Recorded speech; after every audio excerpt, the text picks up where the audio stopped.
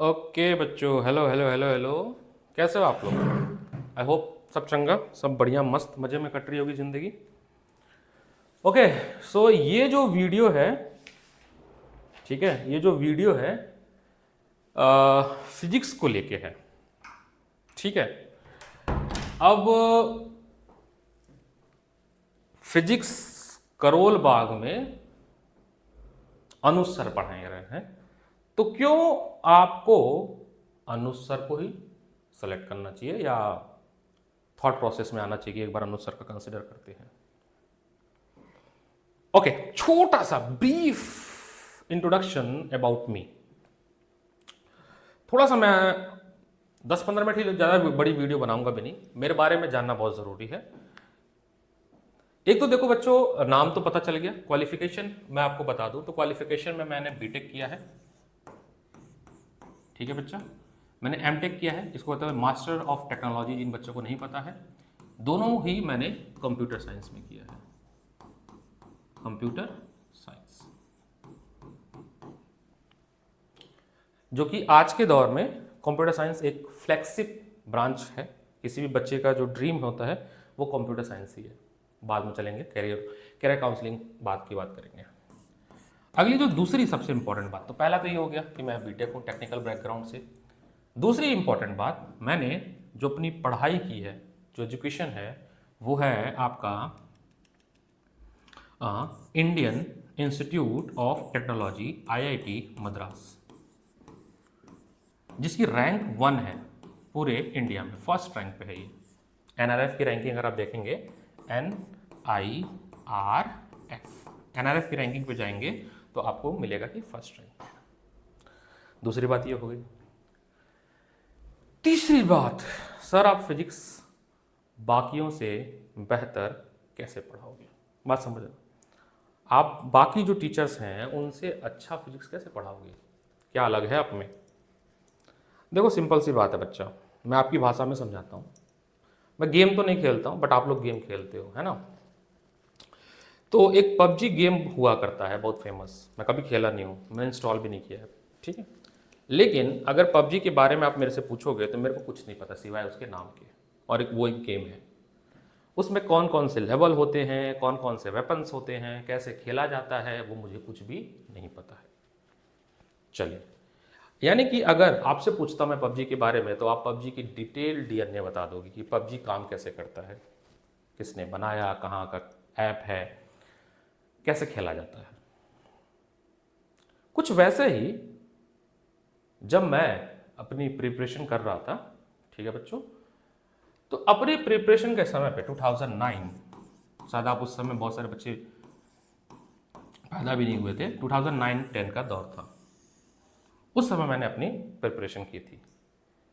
और आपको मैं बात बताता हूँ, मेरे दो सब्जेक्ट बड़े अच्छे थे, एक तो फिजिक्स और दूसरा मैथमेटिक्स। मतलब दोनों में बहुत ज़्यादा इंटरेस्ट था मेरा, और दोनों इतने अच्छे स्ट्रॉन्ग थे कि इन्हीं की वजह से मेरा सिलेक्शन भी हुआ। यही दो एक सब्जेक्ट थे, केमिस्ट्री भी ठीक थी, बट मैं बोलूँगा बेस्ट बेस्ट तो ये दो सब्जेक्ट थे। अब चूंकि मैंने इतनी पढ़ाई की है, इतना पढ़ा, मैं हमेशा बताता रहता हूँ कि मैंने फिजिक्स पे 19 बुक्स लगाई हैं अपने टाइम पे। 19 बुक्स मैंने फिजिक्स की पढ़ी थी, 19 books only for physics, plus जो कोचिंग में मैं पढ़ता था उसकी डीपीपी, थ्योरी नोट्स एंड बाकी चीज़ें भी। मेरी बात समझिएगा।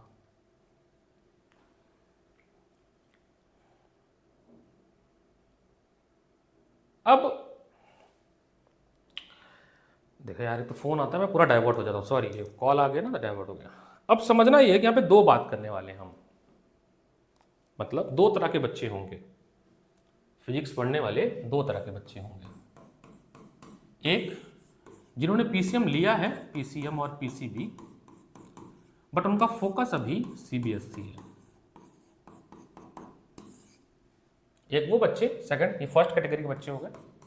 सेकंड कैटेगरी के बच्चे वो होंगे जिन्होंने पीसीएम लिया है और पीसीबी भी लिया है, लेकिन उनका focus CBSE plus NEET plus JEE, ये होगा। एक और एग्जाम होता है एनडीए, बहुत सारे एग्जाम होते हैं, फिर इसके लिए हम बाद में बात करेंगे। 2 सेट में मैंने बच्चों को डिवाइड किया। अब अगर हम इस चंक की बात करें, इस चंक की, तो इसमें आपको काफ़ी मेहनत करनी पड़ेगी। इसमें आपको एनसीईआरटी लगानी ही है, ठीक है, एसएल अरोरा लगानी है, और भी 2 रेफरेंस बुक होती है, एससी वर्मा लगानी ही है। अच्छा, मैं जो बता रहा हूँ कि मैंने कैसे फिजिक्स पढ़ी थी, तो मैं इस कैटेगरी में था, सेकंड कैटेगरी में, सेकंड कैटेगरी का बच्चा था, ठीक है, उसकी बात बता रहा हूँ। उसके बाद आपकी और भी बुक्स होती हैं, डीसी पांडे, ठीक है, डीसी पांडे ये लगानी है, चिंग्स पब्लिकेशन की बुक आती है, वो लगानी होती है। वही आपके प्रीवियस ईयर क्वेश्चंस लगाने होते हैं, क्वेश्चन बैंक लगाने होते हैं, ठीक है। ऐसे करके आपको ये पढ़ते रहना पड़ता। साथ ही साथ इंस्टीट्यूट जो ज्वाइन किए उसके डीपीपी, ठीक है, उसके डीपीपी, नोट्स वगैरह करना होता है। इस सेक्शन में आते हैं। इस सेक्शन को बड़ा लिमिटेड बनाया गया है। इसमें आपको एनसीईआरटी बहुत अच्छे से कई बार, एसएल अरोरा एक रेफरेंस, कोई भी एक रेफरेंस बुक जिसकी लैंग्वेज आपको अच्छी लगी, हमें एसएल अरोरा अच्छी लगती है तो हम एसएल अरोरा कोट करते हैं, और बोर्ड के क्वेश्चंस मल्टीपल टाइम, बस। पहली बात तो 2 नाव पे सवार होने में दिक्कत होती है। एक नाव पे सवार होइए, ठीक है। दूसरी बात ये समझिएगा, ये तो मैं बता दिया कि हमने 2 कैटेगरी में बच्चों को डिवाइड किया है। मैं कैसे पढ़ाऊंगा वो भी थोड़ी देर में आ जाएगा। देखिए, मैं कोई स्क्रिप्टेड नहीं बोलता हूँ, जो बोल रहा हूँ, जो दिमाग में आ रहा है, जो थॉट प्रोसेस, वो मैं आपसे डिस्कस कर रहा हूँ। समझिए आप सामने हैं, अगर मेरे आप सामने होते तो मैं आपसे कैसे बात करता, कोई स्क्रिप्ट नहीं है मेरे दिमाग में। दूसरा कि जो 10th में बच्चों आपने पढ़ा था, उससे जब आप 11th में जा रहे हो तो चीज़ें काफ़ी बदलने वाली हैं। एक तो सिलेबस ही बहुत बदलेगा, कैरिकुलम। 10th में आपने केवल 4 चैप्टर पढ़े थे फिजिक्स में, और वो भी 4 चैप्टर में केवल 2 चैप्टर कोर थे। बट इस साल आप आओगे तो इसमें 10 टॉपिक्स हैं, 10, और चैप्टर्स की बात करें तो 15 चैप्टर्स हैं, 10 टॉपिक्स हैं और 15 चैप्टर्स हैं, जो कि अपने आप में ही काफ़ी बड़ा जंप है। लगभग 4 किताब पढ़नी होगी आपको, 2 एनसीईआरटी और 2 एसएल अरोरा। ये जो गैप है बच्चों, ये वाला, ये बहुत मेजर गैप है।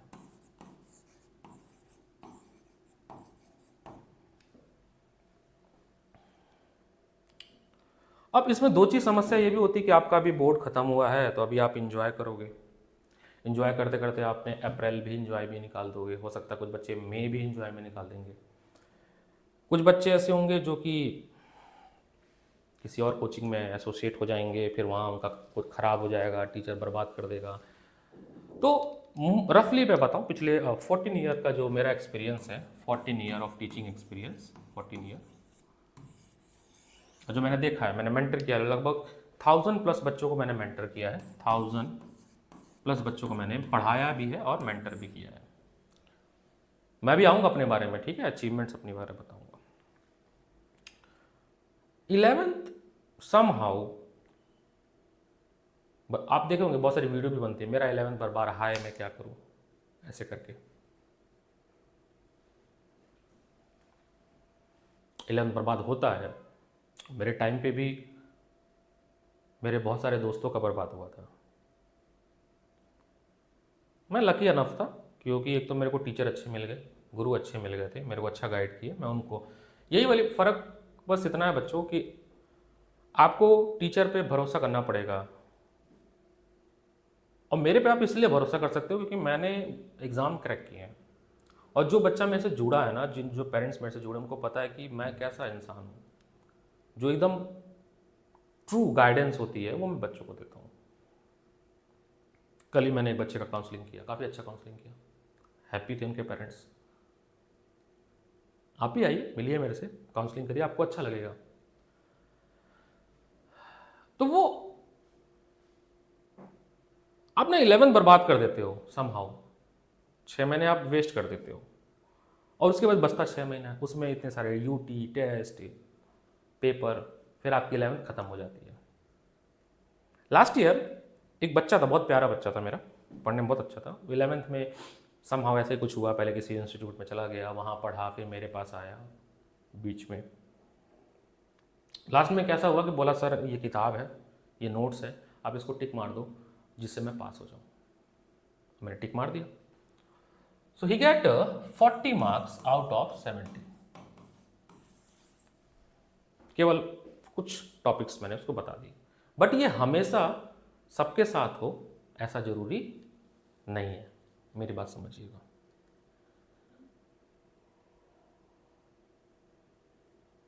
ये जरूरी नहीं है कि हमेशा ऐसा हो।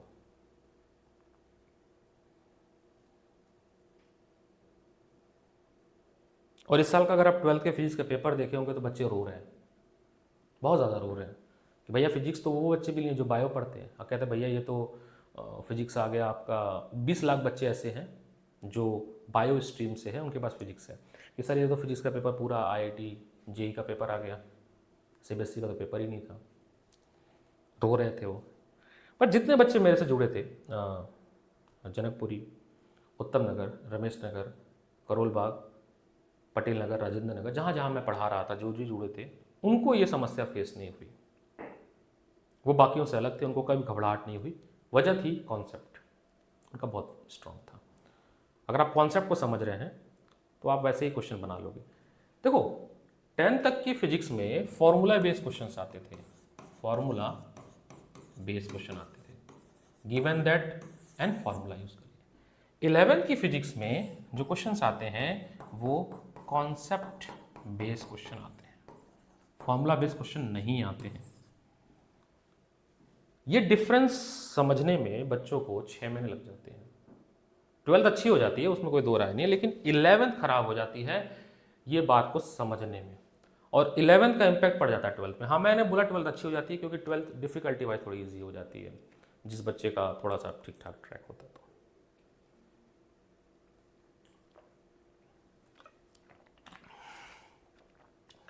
तो मेरा जो कंसर्न है वो मेन कंसर्न तो इन बच्चों के लिए है जो 10th से 11 में मूव कर रहे हैं। उनका 11 बर्बाद नहीं होने देना है। अगर वो 11 संभाल ले गए तो 12th अच्छा कर ले जाएंगे वो, चाहे वो किसी भी कैटेगरी का बच्चा हो, चाहे वो कैटेगरी 2 में बच्चा आता हो, चाहे वो कैटेगरी 1 में आता हो। I don't care about that. अब स्टार्टिंग में मैंने लगाया था ना, ये लिखा था मैं, क्योंकि देखो अभी क्या थोड़ा बहुत टाइम का इशू चल रहा है, तो कोई PPT वगैरह बना के नहीं ला पा रहा हूँ मैं, बट हम सब कुछ PPT के फॉर्म में भी लाएंगे। क्वेश्चन मैंने लिखा था कि why me for physics bye IITian Anuj sir. क्यों मैं ही क्यों पढ़ाऊँ फिजिक्स? काफ़ी लोग पढ़ा रहे हैं यहाँ पे फिजिक्स, आप क्यों पढ़ा रहे हो, या आप में क्या अलग है? तो थोड़ा सा आप बेटा, मैं हल्का सा आपको अपने बारे में फिर बता देता हूँ कि मैंने कहाँ कहाँ पढ़ाया है। तो मैं एक्स फैकल्टी हूँ रिनाउंड इंस्टीट्यूट इन दिल्ली, नाम नहीं लेना चाहेंगे, जो दिल्ली में नहीं है मैं उनका नाम लूँगा क्योंकि फिर वो कहेंगे मेरा प्रमोशन हो जाएगा। Ex faculty of Educraft, JEE NEET, visiting faculty, अभी भी हूँ मैं currently visiting faculty expo grade JEE NEET, mission IIT and JEE, mission IIT JEE visiting faculty Kanpur, ये आपका लखनऊ का है, ये आपका महाराष्ट्र का है, पुणे।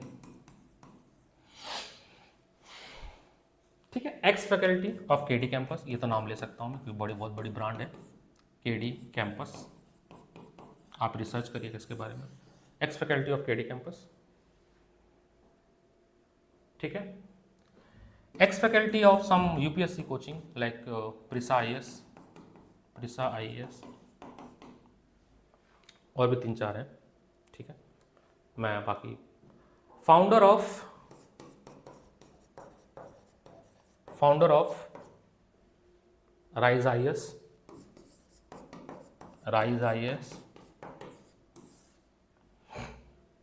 ये हमारा अलग एक वेंचर चलता है आईएएस डोमेन में।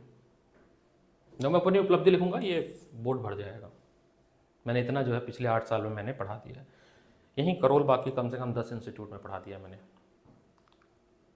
मैं इसलिए उनका नाम कोट नहीं करूँगा, वो फालतू में उनका भी प्रमोशन हो जाएगा, और या कोई आप बच्चे जानते हैं जो बच्चे मेरे से जुड़े हुए हैं। एंड को founder of DTS Karol Bagh.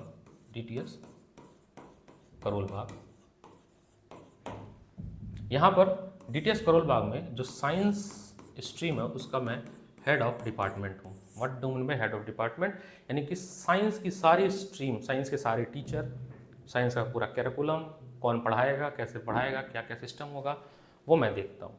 I am the HOD of science at DTS Karol Bagh. DTS Karol Bagh के बारे में मैं बताऊँ। DTS Karol Bagh is operated since 2012।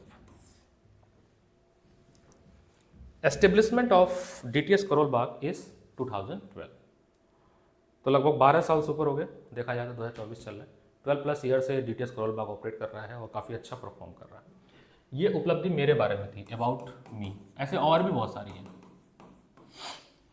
और ये है डीटीएस के बारे में।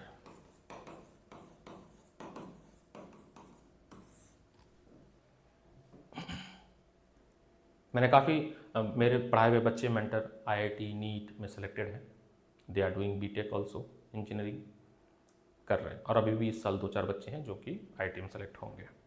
मेरे पढ़ाए हुए बच्चे जेई मेंस में जो अभी जनवरी अटैम्प्ट हुआ है उसमें 96, 97, 98, 99 परसेंटाइल उन्होंने लाया है। ओके, बाकी ये उपलब्धि जो भी है ये तो चलता रहेगा। बाकी जब अब मैं आपको पढ़ाऊंगा तो ज़्यादा समझ आएगा मेरे बारे में, ठीक है सर। अगर हम क्लास 11th की मॉड्यूल की बात करें, class 11th, how to study physics for class 11th, या इसका टैगलाइन बनाया हुआ हमने कि IITian फिजिक्स कैसे पढ़ते हैं, IITian फिजिक्स कैसे पढ़ते हैं, हाउ IITian स्टडी फिजिक्स। देखिए, जो चैप्टर 1 है आपका वो बहुत ही बेसिक है, उसमें आपको इंट्रोडक्शन किया गया है फिजिक्स से, introduction of physics. Chapter 2 unit and dimension,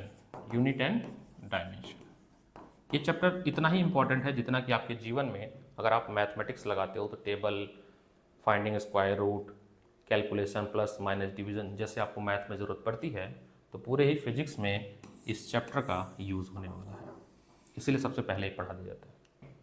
इसी चैप्टर में आपको बेसिक मैथमेटिक्स जो यूज़ होती है वो भी पढ़ाई जाती है।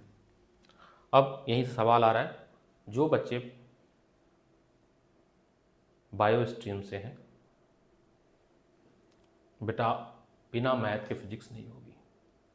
कोई आपको कितना भी मोटिवेट कर दे, कुछ भी कह दे, लेकिन बिना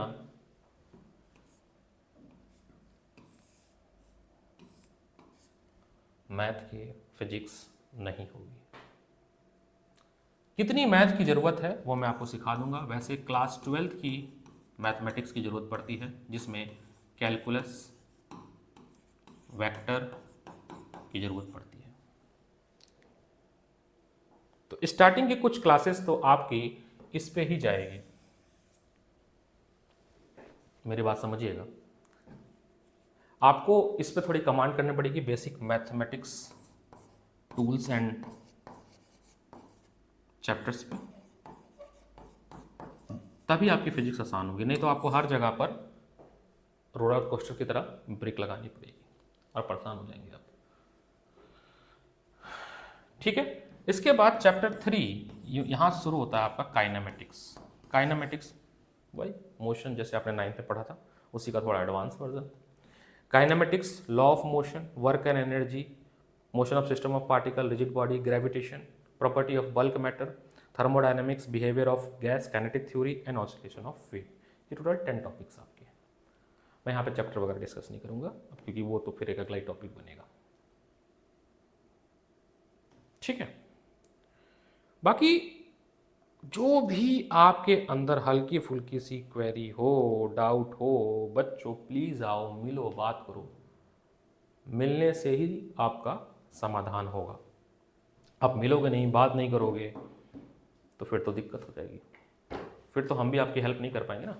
मैं तो चाहता हूँ हेल्प करना आपकी। जब मैंने अपना जीवन दे दिया टीचिंग के कैरियर में, तो फिर मैं तो चाहूँगा कि मैं हेल्प करूँ बच्चों की। नहीं तो बच्चों आप खुद सोचो, मैं कॉर्पोरेट सेक्टर में होता इस समय। I am here to help you. तो जब तक आप मिलोगे नहीं, बात नहीं करोगे, तो मैं हेल्प भी नहीं कर पाऊँगा आपकी। बात समझना इसको, ठीक है। तो आप मिलिए, बाइए। अब वह क्या यूनिक फीचर है डीटीएस के बारे में, तो देखो भैया, मैं लिख देता हूँ, बार बार लिखता हूँ, स्मॉल बैच। जो बच्चे क्राउड में नहीं पढ़ना चाहते हैं, या जो परेशान है 40-50 बच्चों के बैच से 20, वो यहाँ आके पढ़ेंगे। यहाँ बैच साइज होगा 10 स्टूडेंट ओनली। ये मैं आपको रिटन एग्रीमेंट दूंगा ऑन पेपर पे।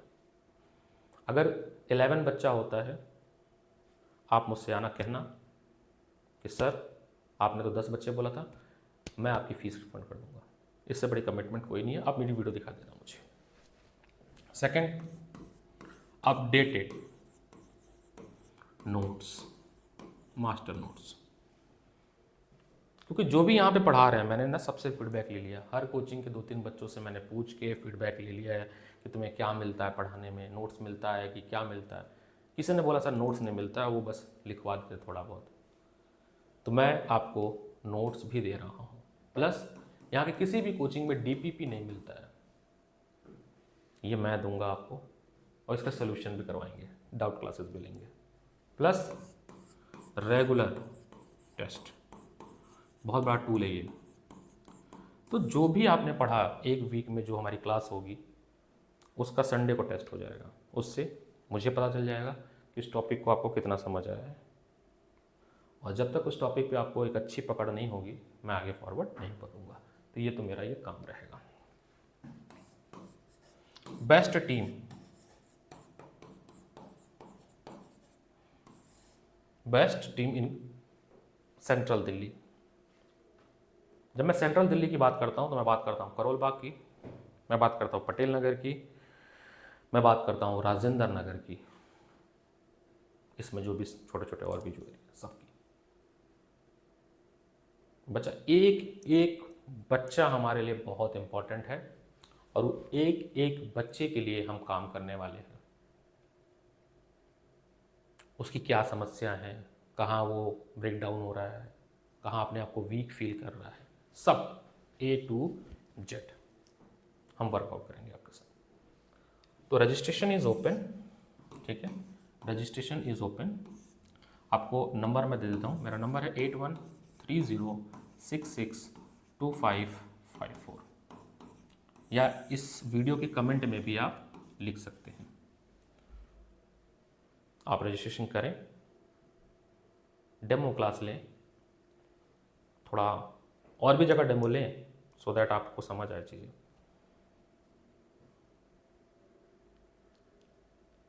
फिर हम मिल के बात करते हैं, काम करते हैं इस पर। और मैं आपसे वादा करता हूँ, इस फिज़िक्स की जर्नी में आपको निराश नहीं होने दूंगा मैं। और फिज़िक्स से आपको मोहब्बत तो करनी पड़ेगी। अगर आपको फिज़िक्स लेना है, तो कहते हैं ना, आपको प्यार करना पड़ेगा। फिज़िक्स से प्यार करना पड़ेगा। बिना प्यार किए फिज़िक्स आपको नहीं मिलेगी। तो चलिए देखते हैं कि कैसे फिज़िक्स पढ़ी जाती है। धन्यवाद। चूँकि कोई स्क्रिप्ट नहीं है, तो मुझे याद भी नहीं आती क्या क्या बातें करनी है आपसे। जो जो मेरे दिमाग में आया, मैंने आपसे बात कर ली। धीरे धीरे वीडियो और बनेंगी, चैप्टर्स के बनेंगे, डेमोस के बनेंगे, फिर हम आपसे और अच्छी बातें करेंगे। तब तक स्वस्थ रहें। और अभी अभी 10th का बोर्ड ख़त्म हुआ है, तो बच्चों मस्त घूमो, एंजॉय करो, थोड़ा एक्सप्लोर करो अपने आप को, अपने टैलेंट को एक्सप्लोर करो, समझो अपने आप को, अपने आप से बात करो। सोशल मीडिया से दूर रहो, इसलिए क्योंकि आप अपने आप से बात करना या अपने आप को टाइम देना बंद कर देते हो जब आप सोशल मीडिया पे होते हो। अपने पेरेंट्स के साथ बैठो और अपनी जितनी भी ऊर्जा है, एनर्जी है, उसको कंसंट्रेट करो एक जगह पर। और जब आप मेरे से मिलने आओ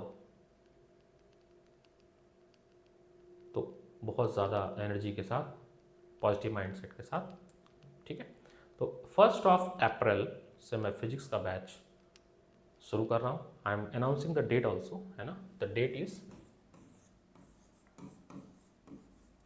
1 अप्रैल 2024। ठीक, ऑल द बेस्ट। मिलते हैं बच्चों, अपना ध्यान रखें, स्वस्थ रहें।